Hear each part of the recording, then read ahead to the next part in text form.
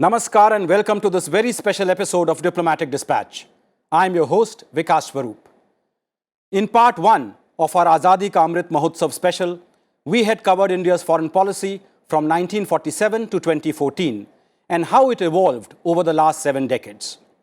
Today, in part 2, we will examine India's external relations from 2014 till now and the transformation that has happened in our foreign policy in both word and deed under Prime Minister Narendra Modi.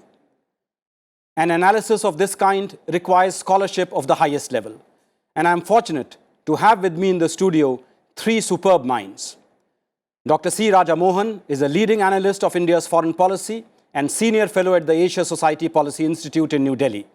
A contributing editor on international affairs for the Indian Express, he is also the author of 6 books on various aspects of foreign policy. Ambassador Preeti Saran is a former diplomat who served as Consul General of India in Toronto, Ambassador to Vietnam, and as Secretary East in the Ministry of External Affairs. She has been elected twice as a member of the Geneva-based United Nations Committee on Economic, Social and Cultural Rights. Professor Harsh V. Pant is the head of the Strategic Studies Program at Observer Research Foundation and also a professor of international relations with King's India Institute at King's College London. He has specialized in Asian security issues and authored 8 books on foreign policy. A very warm welcome to all of you. Let me begin with you, Dr. Raja Mohan. You wrote a book on India's foreign policy titled Modi's World. And you began that book by stating that Prime Minister Narendra Modi has surprised the nation and the world with his enthusiasm for rejuvenating India's foreign policy.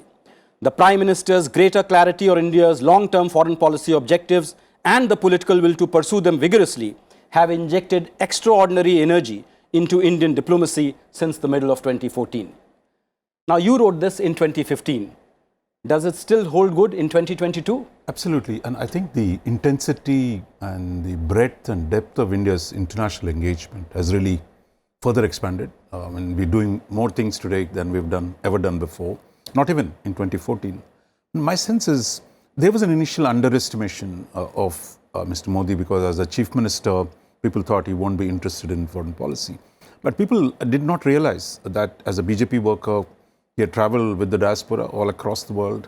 And as chief minister of Gujarat, which had a long experience, and he went to many countries in Asia and trying to bring investments into Gujarat.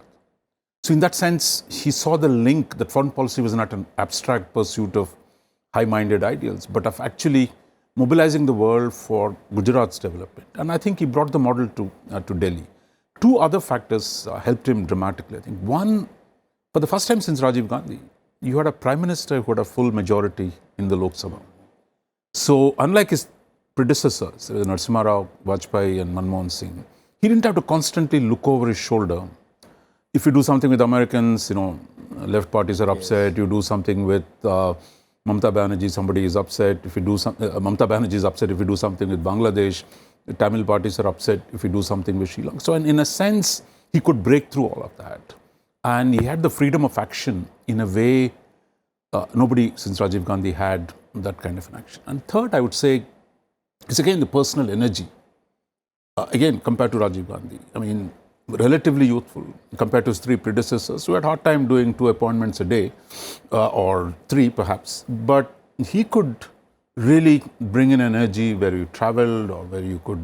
So I think all these factors together and combined with the fact that India was now more valuable, more valuable partner, a larger economy, that opened up more opportunities. So my sense is it's been a very rewarding phase of engagement with the world, creation of new institutions, new relationships, a whole lot of things. So India's foreign policy has indeed been transformed under Prime Minister Modi, and we will examine this transformation through a number of different rubrics.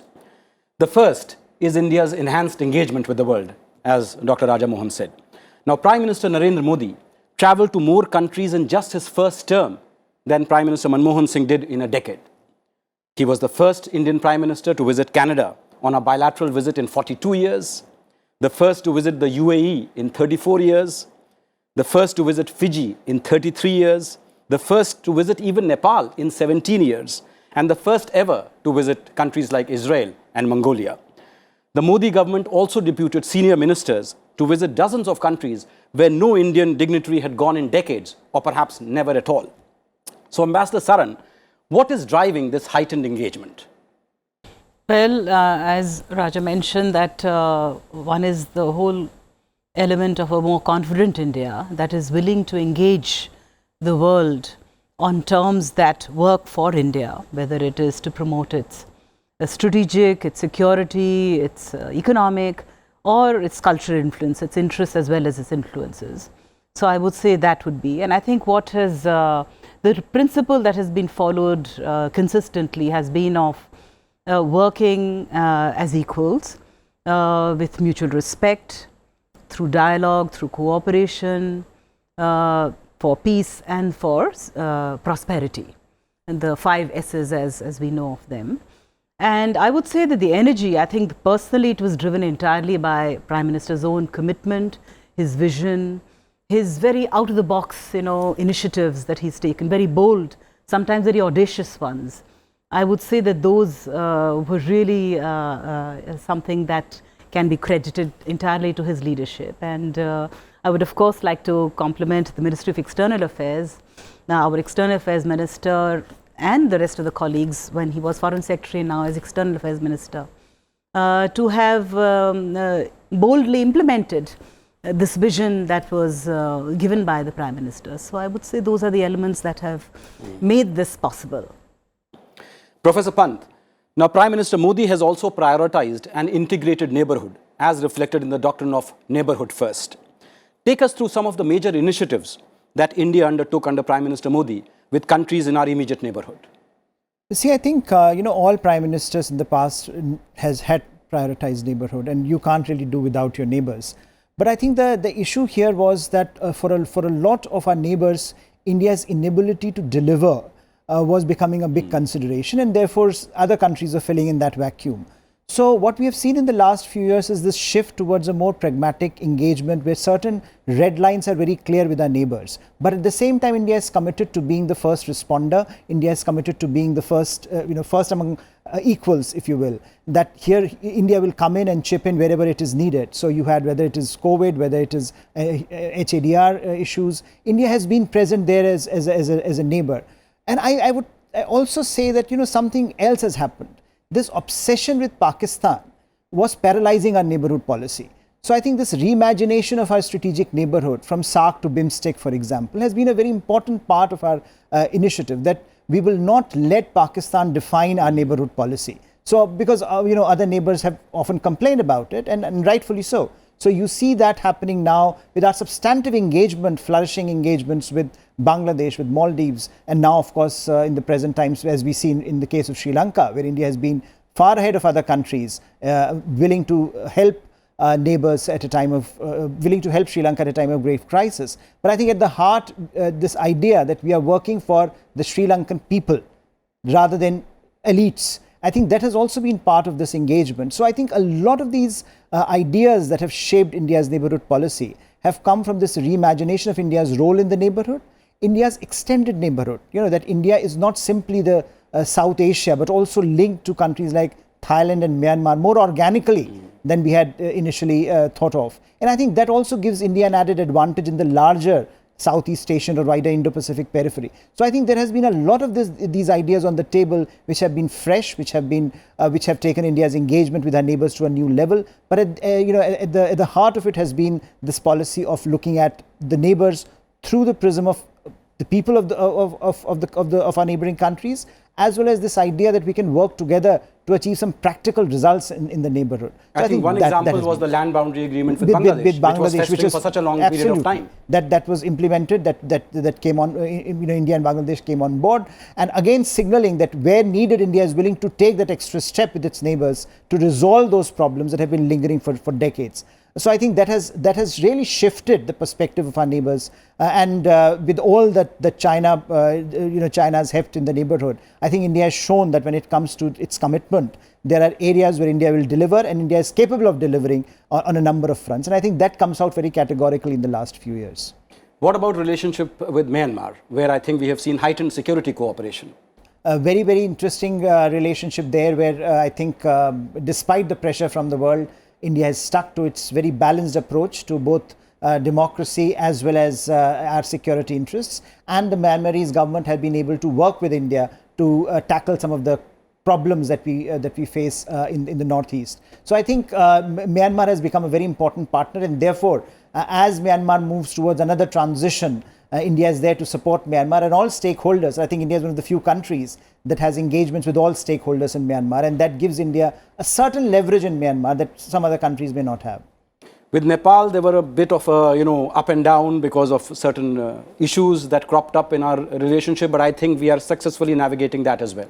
I think we are over the hump at the moment. I think there is a tendency in the media to look everything through the prism of wins and loss. That one project goes to China, so this is a big loss for India. I think this is a larger game. This is a larger strategic roadmap both for India and for China. And both will have to play their best game in the neighborhood, because South Asia is becoming very, very important, not simply because this is South Asia, but also South Asia is at the heart of the wider Indo-Pacific conversations. So I think the larger strategic game of international politics is being played around us, and we have to be cognizant of those challenges. And I think that's why we see a number of these smaller countries that have their own interests at their heart. They will engage with India, they will engage with China, not because of Indian imperatives, but because of what their imperatives are.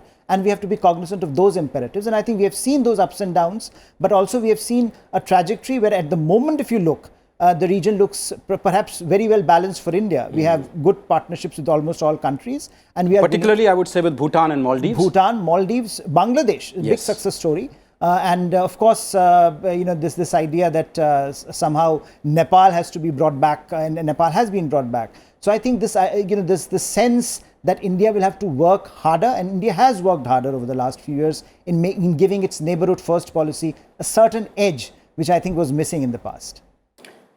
Professor Raja Mohan, what about ties with Pakistan under Prime Minister Modi? I think one of the less understood aspects of the foreign policy of this government has been the fundamental change in the terms of engagement with Pakistan. 3 levels, I would say. I mean, one was the question of terrorism, because after '89, the Afghan war had come to an end. At least the Russian occupation of Afghanistan had come to an end. Pakistan was very triumphant, and they were applying the same model of supporting cross-border insurgency. Second, I think what happened was the international support for Pakistan at the time was peaking, and Pakistan successfully put Kashmir as an international issue. So at 3 levels, terrorism, internationalizing Kashmir, and mobilizing various key critical international partners. And if you see the 3 decades after that, I mean till Mr. Modi came to power, India was on the back foot, defensive. You get angry the day there's a big terror attack, Kuti, then 1 week later you're back to, okay, we have no choice but talking to them. And what Mr. Modi did was really, terror and talks can't go together. So in a sense, a firm line was drawn. This is not just a diplomatic position. What he changed on the ground was to raise the level of deterrence against Pakistani terror attacks. That is, if they attack you, you cross border. We had the Uri following that, the cross-border raid, and then the Balakot attack on terror camps. So in a sense, the military response, so it was not just taking positions, but actually raising the costs for Pakistan's transgressions. So in a sense, the answer to it didn't completely stop, but the level of terror has significantly come down. Second aspect was the whole question of Kashmir, because after 90, we kind of reluctantly, angrily, you've been part of it too, finally put Kashmir back on the table, because our position was 72, everything was settled.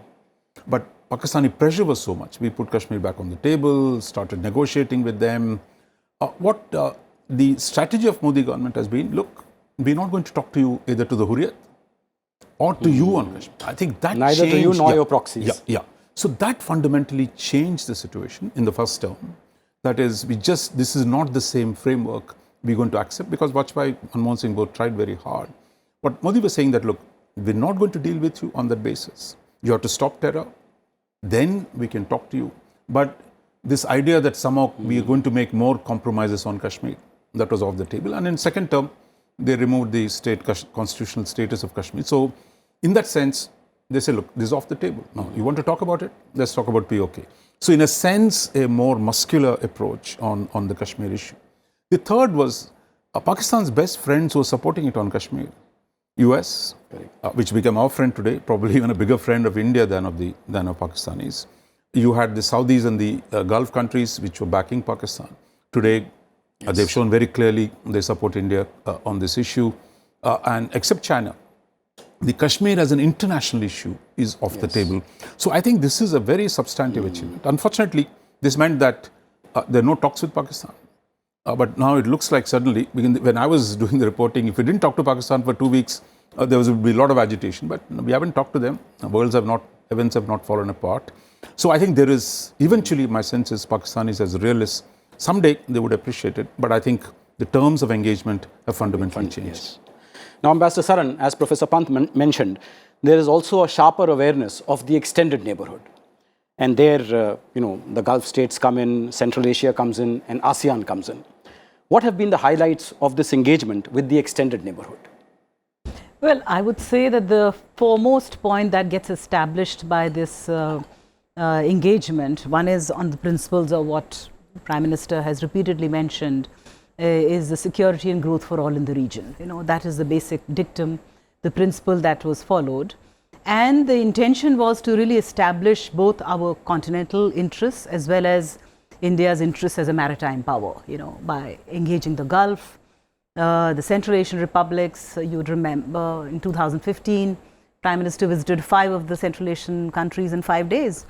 And then, of course, the ASEAN region and beyond as part of the Indo-Pacific, our maritime interests. With the Gulf, of course, there's been a sea change in the relationship, as borne out as recently as Prime Minister's last visit to UAE, how he was received at the airport, and otherwise as well. And it was unimaginable at a time that, some years back, a decade back, let's say, that Saudi Arabia and UAE would be our, crucial strategic partners, given our very strong interests in the fact that we can engage with Israel, not at the cost of our relations with Palestine, or that we can engage with the Arab world and not at the cost of, our traditional relations with Iran. To be able to maintain that balance, I think, has been a huge achievement, in terms of that extended neighborhood.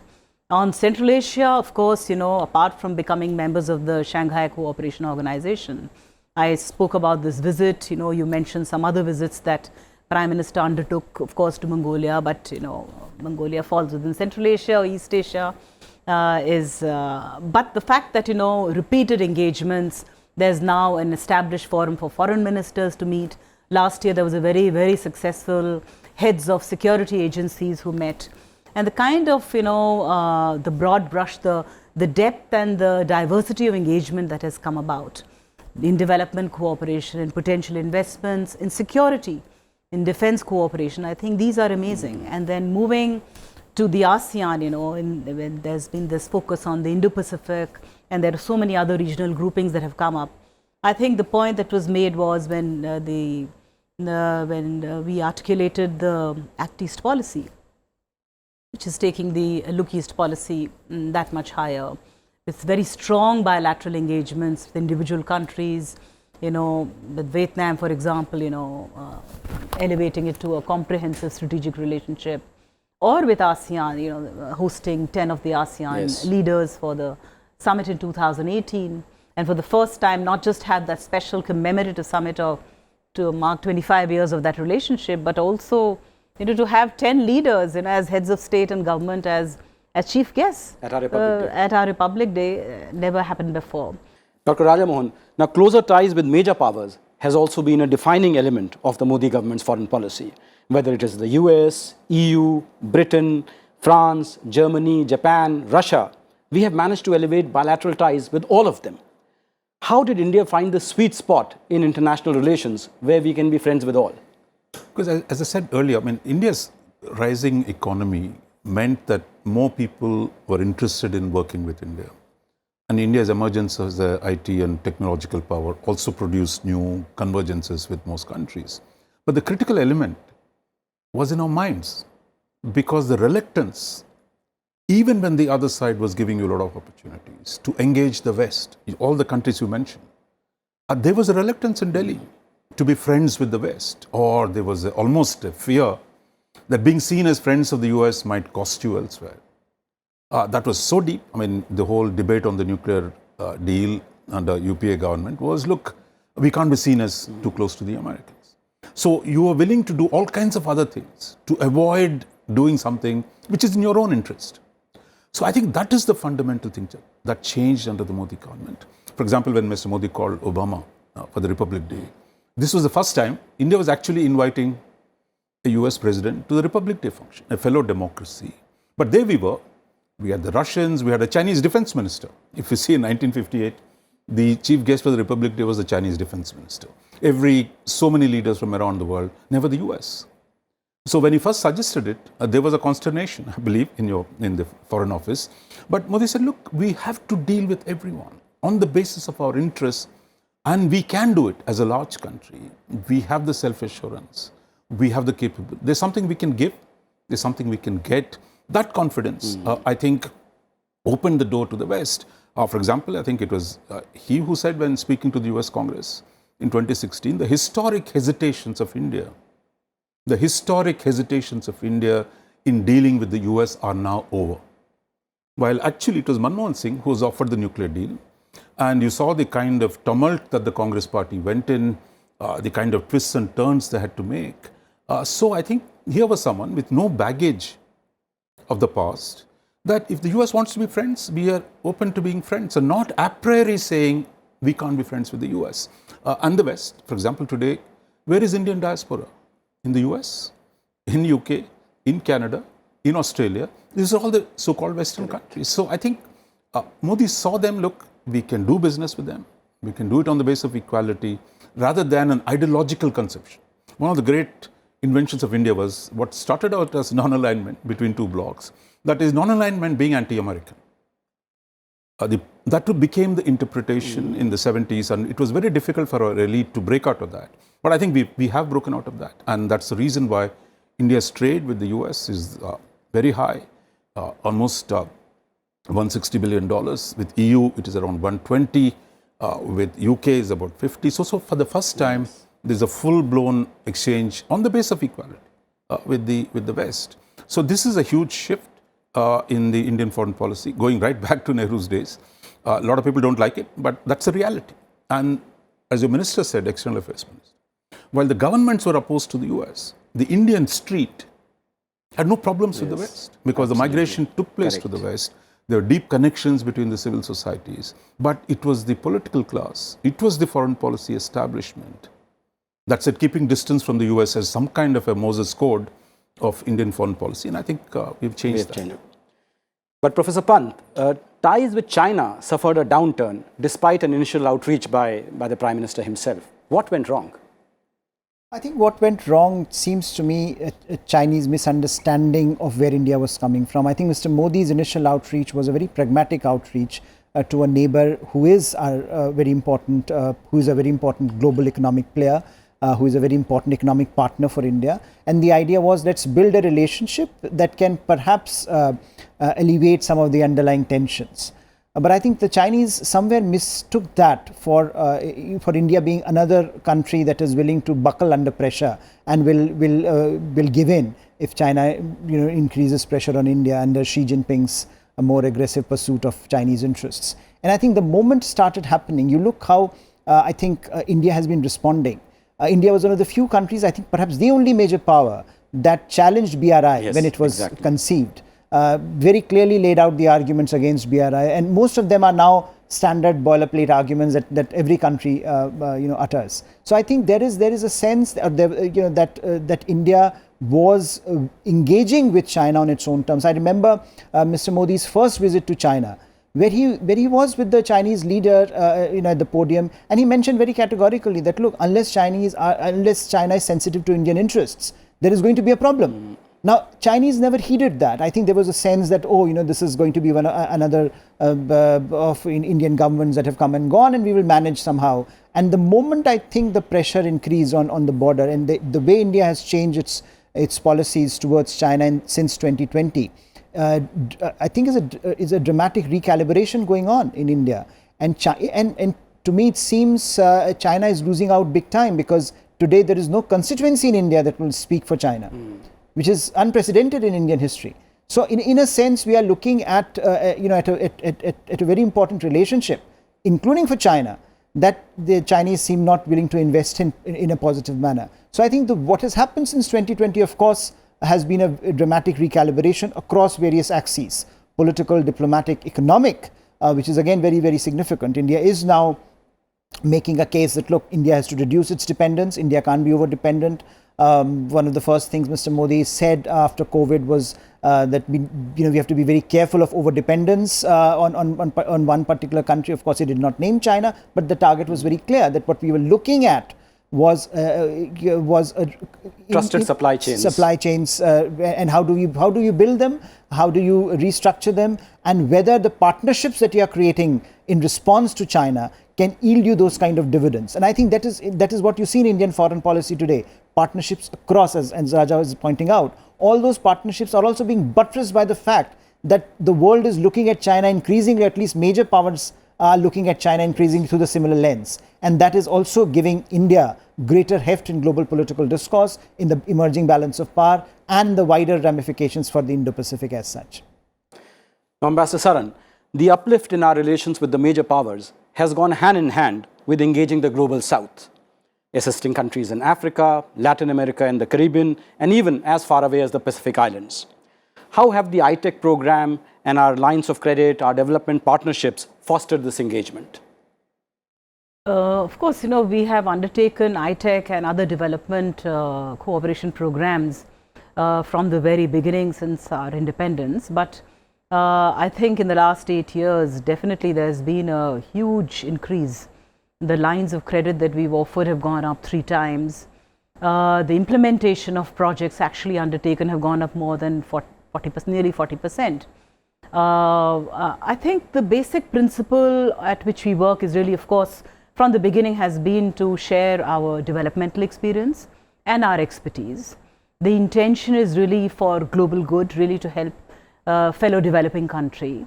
And it is intended with the basic principle that it should be need-based, it should be demand-driven, it doesn't have unreasonable conditionalities, it doesn't lead you into debt traps, it is transparent. And in the end, when it is executed, it actually results in, it's benign, and it results in genuine economic development, whether it's capacity building. I think we focused a lot on training and capacity building. We've, of course, built infrastructure, undertaken infrastructure projects, several buildings, a whole host. There's a huge diversity of the kind of stuff that we've undertaken, whether it's in Africa, whether it, in fact, after the neighborhood, Africa has really attracted the maximum amount of our development cooperation. And I think we've not been arrogant about it, and I think you can see the results, unlike, say, what's happening in Sri Lanka or some of the other African countries where people are beginning to question exactly the BRI that Harsh was talking about. I think India's development cooperation has been appreciated. It has led to a huge amount of goodwill and solidarity, and certainly paid good dividends, both at a bilateral level and at also perception about our country as a country that's there to help, genuinely to help.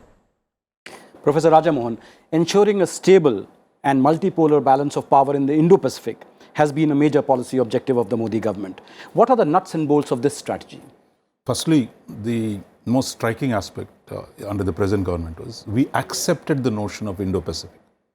Because the idea of an Indo-Pacific was first proposed by Shinzo Abe, unfortunately passed away recently, he was assassinated recently. When he spoke at the Indian Parliament in 2007, September, he talked about confluence of the two seas, oceans, and essentially saying India had a larger role to play in the Pacific. But I think the amount of resistance in the Indian establishment, this must be some kind of a plot, the Americans trying to drag us into anti-China alliance. So there was a lot of hesitation. Should we, people are saying, look, you should play a larger role. But we said, no, we can't. We have to be careful, the whole resistance to the idea. So the UPA government had great difficulty coming to terms with that idea. But Prime Minister Modi, speaking at the Shangri-La Summit in 2018, said, look, we are for the Indo-Pacific. We have our own conception of Indo-Pacific. It's not American conception, or it is a Japanese conception. We think of an inclusive Indo-Pacific. So we want to build, in a sense, it really gives it an extra layer to the extended neighborhood policy. which Preeti talked about. So it's a natural fit for India, but we were not ready mentally. That has changed. Second, I think the big change is the initial problem, as I said, look, what might the Chinese think? That used to be a big question in the South Bloc.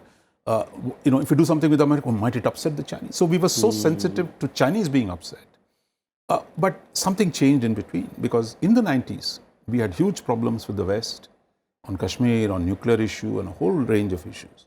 So in the 90s, we believed Russia, China, India would form a multipolar world, essentially code to limit American power.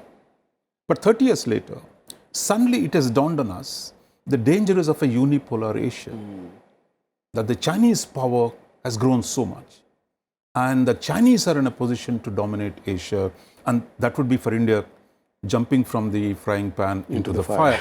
Right. So that, I think, the recognition of that danger today is what you're talking about now, the search for a multipolar Indo-Pacific, where we work with the US, we work with France, which we never worked with the French before in the Indian Ocean. Today we work with them. We work with the Japanese in the Quad and a whole range of institutions. But at the same time, we're also engaged with China in spite of the massive difficulties we have. So I think this idea that a framework in which India's interests must be respected, that where we see now India taking up this issue, where it's opened up a whole lot of avenues for us in terms of a larger role. So I just conclude by saying, in the 90s, on the question of terrorism, we were not clear the US would support us. On the question of Kashmir, we were not clear the US was opposed to us. On the question of nuclear, the Americans were opposed to us. And Americans were opposing India's international aspirations. Where are we today? On the terror question, China is the only one that is backing Pakistan in the UN, blocking attempt at designating terrorists. On Kashmir, Pakistan is part of the problem. Sorry, China is part of the problem. They say they're a claimant to the territory on Kashmir, so they're the closest supporters of Pakistan. On nuclear issue, it was Americans who did the heavy lifting to get us into the, out of the nuclear jail that we were there for 35 years. And on the UN Security Council, it is the Western countries are supporting India's entry, but Chinese are the only ones who are blocking it. Professor Pant, taking this argument further, in the last 8 years, we have seen this new brand of assertive diplomacy by India. We punished Pakistan for its misadventures as exemplified by the surgical strikes and the Balakot airstrike. We refused to sign the Belt and Road Initiative and the RCEP because we felt it adversely impacted our interests. We stood firm against China, whether at Doklam or the current border standoff at the LAC. And we refused to be browbeaten by the West over our ties with Russia. So can it be said that we have now gotten over the hesitancies of the past? I think, in international relations, it's very important that a nation is perceived to be standing up for its interests. And that perception at times was missing. This whole narrative of India being a soft power, a soft state. We'll talk about terrorism, but when it comes to taking steps about terrorism, what will we do? We will say China is a problem, but what are we doing about China problem? What is it that India is doing at the global level to make sure that its voice is heard? I think all those questions have been answered in some ways in the last few years by all the things that you have mentioned. That there is an articulation about India's role in the world that is quite distinct from in the past. Where there can be partisan debates about it, but I think we know. When you see it, you can feel it. That there is a change in the way India is perceived, because in the way India is articulating its global role is different. The way it's going about operationalizing that doctrine is different. So when you say that, look, we are under immense pressure on Ukraine, but what happens? You have all the Europeans lining up to come to India talking about Ukraine, and they end up signing a strategic partnership agreements with India and going out. So in a sense, this is a time when India has that potential. India has risen to a level where India can make those, can navigate those differences. And I think the world also acknowledges that at a time when there is a bigger structural problem in the system, which is the rise of China, that is a disruptive power. India is seen as a power that is more benign, that is contributing to the global order, and therefore it needs to be also in some ways given a space to articulate its views, and given that space despite the differences. We may not have, we may not share all the values or all the principles and ideals that West has, and we may not share everything that Russia says either. But I think our ability to navigate that and to stand up for something that is uniquely Indian perhaps is perhaps a major contribution that this government has made. and this links to all the points that you raised, whether it was BRI, whether it was standing up to China along the border, whether it was saying that, look, we are going to engage with Russia despite Ukraine because we have some interests, or whether it was pushing back against Pakistan, which was a very specific thing. We do not say, oh, well, the world should help us. We went ahead and did our own thing. I think those things matter because perceptions about a rising power or a leading power matter. And those perceptions have been changed by India's behavior over the last few years. Ambassador Saran, now India is also engaging much more actively on global issues, ranging from climate change to WTO to cybersecurity, and trying to become part of the global norm-setting process instead of simply accepting those norms.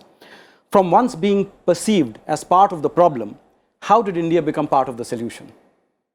Well, I take strong objection to the fact that we were part of the problem. Initially, if at one time, India was, on climate change is a clear example, we were seen as part of the problem. Yes, so we were in fact always victims of unfair rules that were imposed upon us, whether it is intellectual property rights, or whether it's climate issues, or any of the others.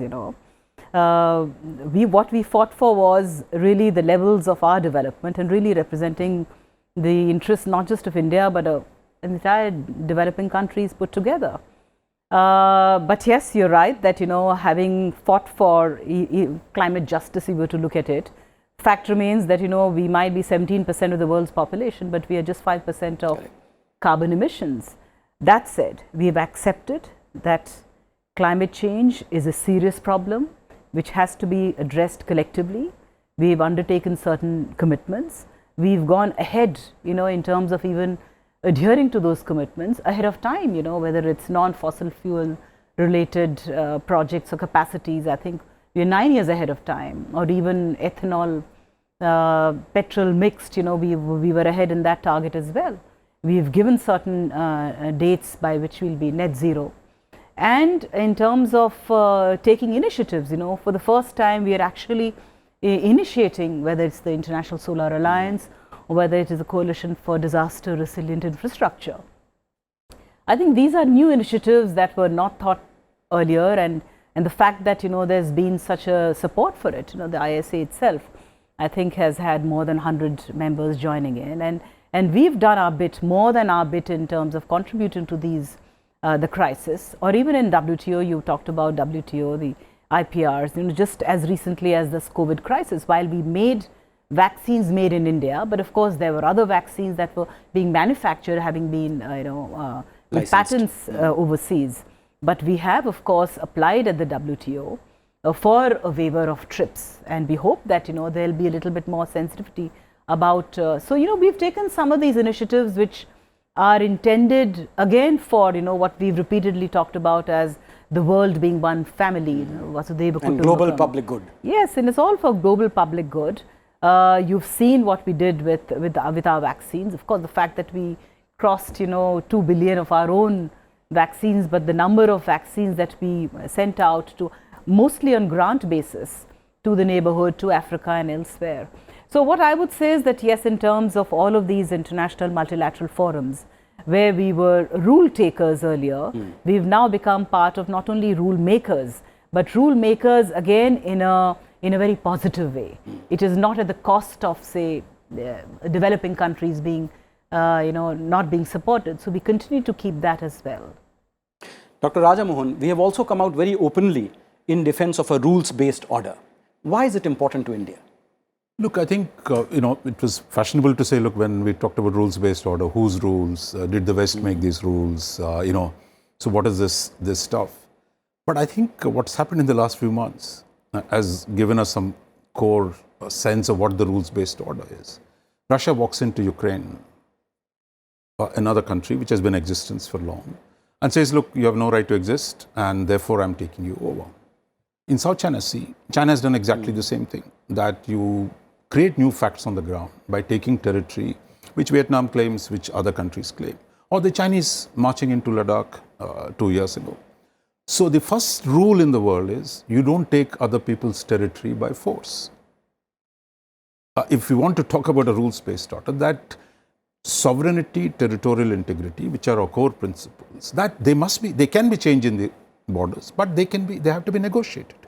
They can't be unilaterally changed.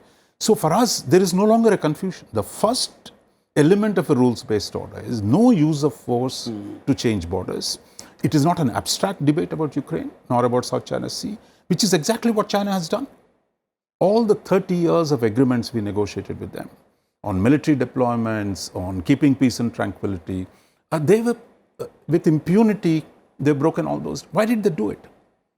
Because they feel the power gap between India and China has increased. Chinese GDP is nearly 6 times bigger than us. Chinese military spending is 4 times larger than us. Therefore, I'm stronger than India. Therefore, I can simply take the territory which he claims. So I think that if you, in any international system, if you don't have a system where the weak are protected against the strong, you could be strong. India could be the third largest economy, but it's still relatively, vis-a-vis China, it is weak. Or if you're Vietnam, Philippines, sitting right next to China, and they've seen their territory taken away. So I think that this is one of the rules that we need to defend, that there must be some system. It can't be anybody can do what they want, and which is the danger, which I think the Chinese expansionism in Prime Minister Modi used to call it Vistarvad.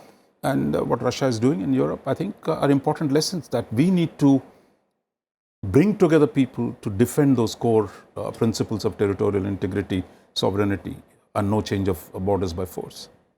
Professor Pant, now under Prime Minister Modi, there has also been a much stronger focus on combating international terrorism. What are some of the proposals and actions that India has taken in this regard? I think that has been a very interesting approach by India, because India has been, of course, one of the oldest victims of terrorism. But I think globally, the kind of campaign that we have seen, every single public platform available to Indian leadership has been used to make a point about terrorism, because it really hurts an ordinary Indian the way perhaps no other country is targeted. So I think there is a link here with the sensitivities of Indians, which I think are projected on the global stage. This is the most important challenge we have faced for the last 75 years. And for India to present it on the global stage makes a difference, because it tells the world a story about India and the kind of challenges India faces and what India is willing to do about it. So we have seen, I think, as the 8-point agenda that Foreign Minister highlighted, has been highlighting since 2021, which is related to, I think, not only having no double standards on terrorism, but also some very specific guidelines about FATF, for example, strengthening the FATF, or making sure that the Office of Counter-Terrorism at the UN gets more funding, gets more resources, because that's what we see, politicization of terrorism debate, and India certainly does not want that to happen. We want objective criteria for enlisting and delisting. Again, an important point that India has made at various public platforms. But I think one of the most striking features of this campaign has been that we have been able to put Pakistan on the defensive. So you go around the world and you make it a point that, look, terrorism is a very important actor. Without naming Pakistan, you tell the world that there are countries that are sponsoring terrorism day in and day out. And therefore, you see the kind of pressure that FATF has been able to put on Pakistan in the last few years has been a very big success stories of Indian diplomacy, to be able to hold Pakistan's feet to fire, to ensure that there are deliverables that Pakistan has to deliver before it can get certain kind of funding from international community. So I think those kind of initiatives had really taken the discourse on terrorism to another level. India has shaped that discourse, but I think India has also led the way this debate is now emerging on the global platforms. Ambassador Saran, India was elected as a non-permanent member of the UN Security Council for the 8th time in 2020 and is currently serving its 2-year term. How did we use this platform? And why did we make reformed multilateralism our clarion call? Well, we have, of course, always adhered to the fact that we're the founding members of the United Nations, and we've supported it for a global peace and security, and we've maintained that. But we are also disappointed with the fact that, the United Nations as an organization has not been as effective. And there are several other countries who share that disappointment as well. And of course, when it comes to specifically the membership of the Security Council itself, the fact that we represent 1/6 of the world's community, the largest democracy, is not represented in that decision-making process itself. As a permanent member. As a permanent member. Even as a temporary, as a non-permanent member, I think we played a very important role. We took 3 very major initiatives during our chairmanship last year in August. Counter-terrorism was one. The other was maritime security, where Prime Minister himself was, it was a virtual address, but he spoke on that subject, and I think even peacekeeping was the other one, and of course Afghanistan. So we did do our bit as in terms of the important initiatives that we've taken during this our tenure as non-permanent members, and I know that we'll be sharing again in December. So I'm sure we will be bringing it out to the fore again. But I think it's important, therefore, during our non-permanent membership to have raised this awareness about the need for reforms, and which is what we've done. Dr. Raja Mohan, one big change which you have written about quite often during these last 8 years has been the evolution of India's approach from non-aligned to multi-aligned. Take us through its implications. Before that, just if I might just say on multilateralism, I think in the past we had too much emphasis on the UN as the answer to all problems, from taking Kashmir issue to the UN, to the belief that the true multilateralism is under the UN.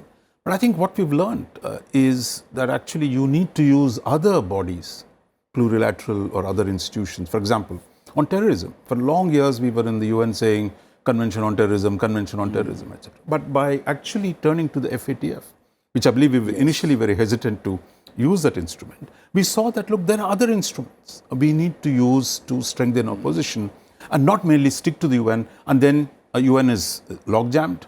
I don't see reform taking place anytime soon. So therefore, how do we use G20? Exactly. How do we participate in the G7 summits now? So I think you have to use a whole lot of institutions, not just the UN.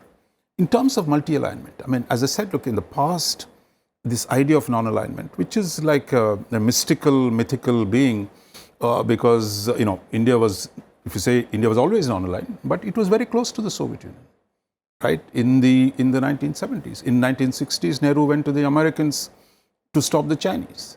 And today we are closer to the West. So I think there was nowhere a single abstract. The core idea of non-alignment was really independent foreign policy, that India must pursue its interests on its terms.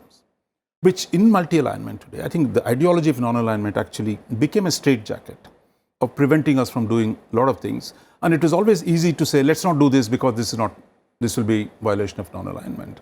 To one where we engage all the major powers. And as Preeti said earlier, we also engage the global south. So in the end, the real question is, are India's interests advanced or not? So the labeling that we get stuck in, if we talk about Indian foreign policy, is always about some form of alignment, non-alignment, multi-alignment, de-alignment, realignment. But I think the thing is, look, what are our interests? How do we pursue them? There, I think today, for the first time, we have a balanced relationships, except China, which we are in a difficult phase, and that difficulty will continue for a while. But this has given us a lot more room to maneuver than in the past, where the ideology of non-alignment prevented us from doing a lot of things in our own interest. Professor Pant, another big transformation has been in India's image as a first responder during situations of humanitarian assistance and disaster relief, and as a net security provider. How has that enhanced India's profile? I think quite considerably, because India always, for the last few years at least, has been trying to project its role as a net security provider. And in particular, I think what we saw during COVID was quite striking, because I think there, the leadership that India gave, and there again, India, despite its problems with Pakistan, Prime Minister convened the SAARC virtual summit on COVID, where the initial phase was, how do you tackle this at a regional level? And I think that was quite significant, because it showed India's ability and willingness to deliver at times of global and regional crises.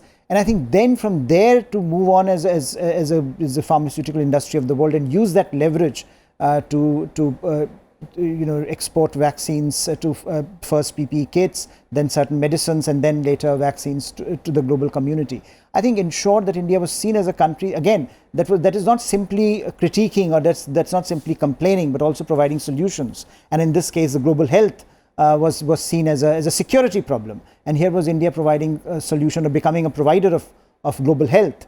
So I think that, we have seen that evolution happening, because India's capabilities are much higher, and India is increasingly willing to use those capabilities for global public goods. And as I think you have already discussed before. So I think that change is also happening, and India's role and abilities are becoming critical variable in the way India's role is emerging as a net security provider in the world.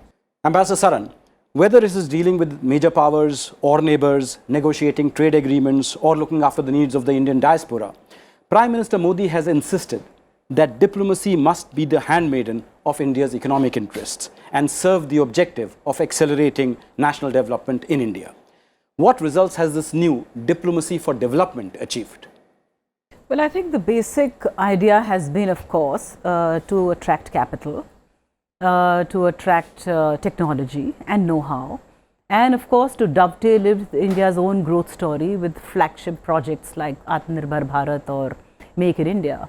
So, in all our interactions that we've had in the last 8 years, whether it is dealing with, trade agreements, in fact, the number of trade agreements that we are in negotiations with Australia, EU, UK and others, and some of the others that we finalized, I think the idea, the intention is to be able to attract, talk about ease of doing business in India, is to be able to attract capital, investments, enhance trade, wherever we can, to be able to, in all our diplomatic engagements, ensure that it works to our own domestic national production, and we become part of the resilient value chains that we spoke about earlier.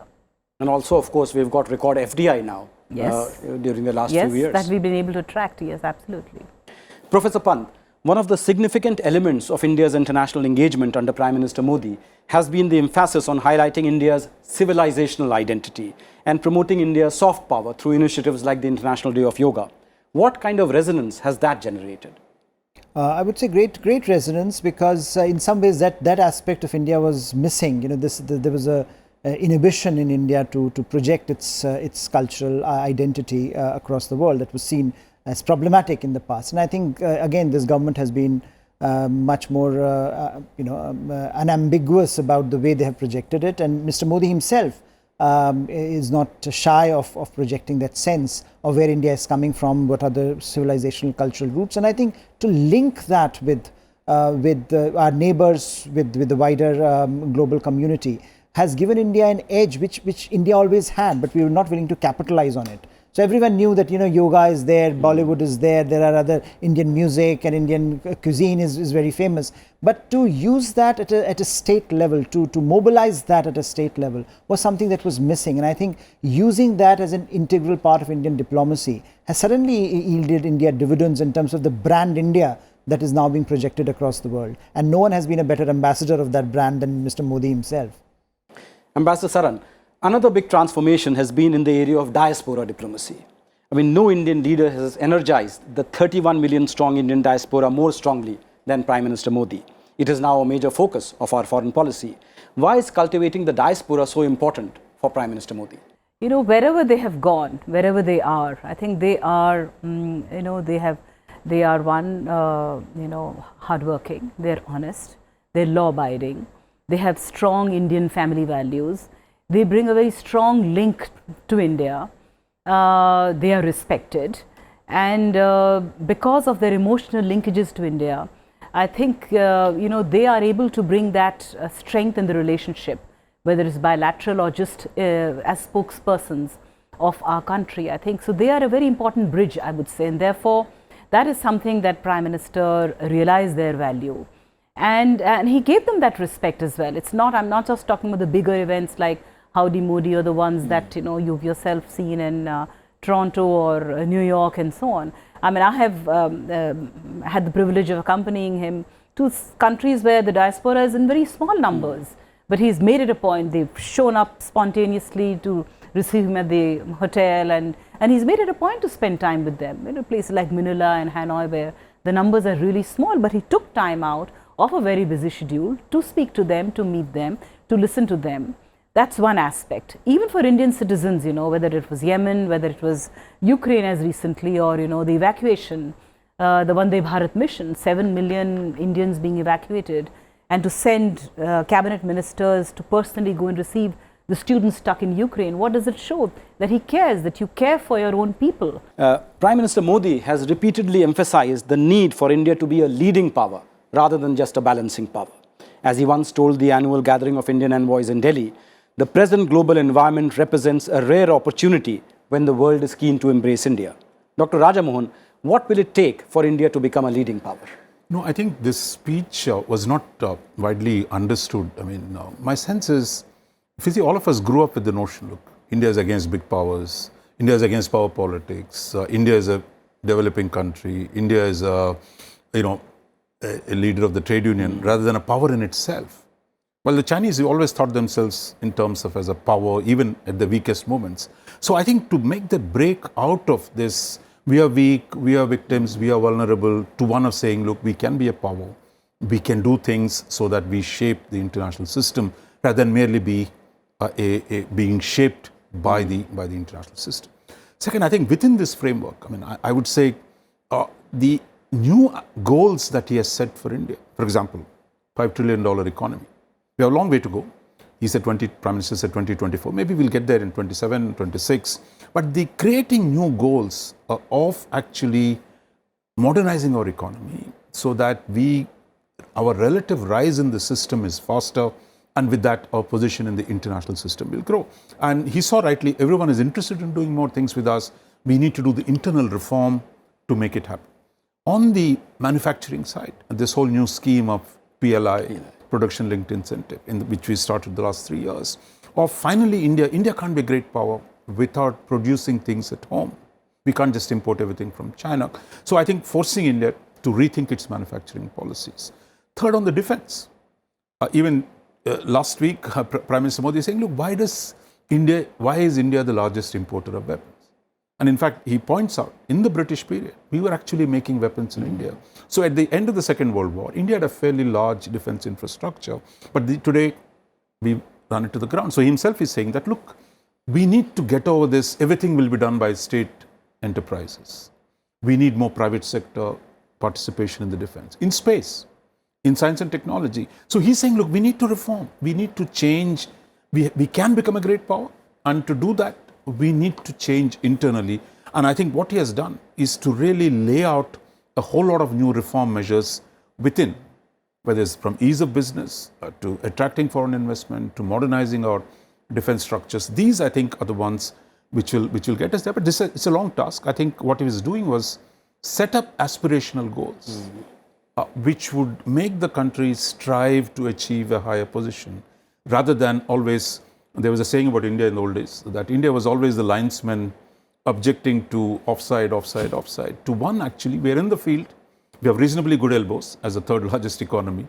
We should be playing the game. We should be playing the game to suit our interests. Well, thank you very much, Dr. Raja Mohan, Ambassador Preeti Saran, and Professor Pant, for your incisive insights. They have helped us to understand the transformative changes in Indian foreign policy since 2014. As you heard from our panelists, a decisive transition is underway in India's external relations. From a nation mired in self-doubt and ambivalent about its international role, to a responsible power that is seeking greater strategic influence in the global arena. At 75, the emergence of a stronger and more capable India, one that is truer to its roots and culture, has growing value for the rest of the world. Our talents, capabilities, and contribution will help shape the multipolar order while trying to meet the hopes and aspirations of our own citizens. I hope you enjoyed our 2 special Azadi Ka Amrit Mahotsav episodes, which gave you a bird's eye view of the evolution of India's foreign policy from independence to the present day. Thank you for watching Diplomatic Dispatch. Take care and goodbye.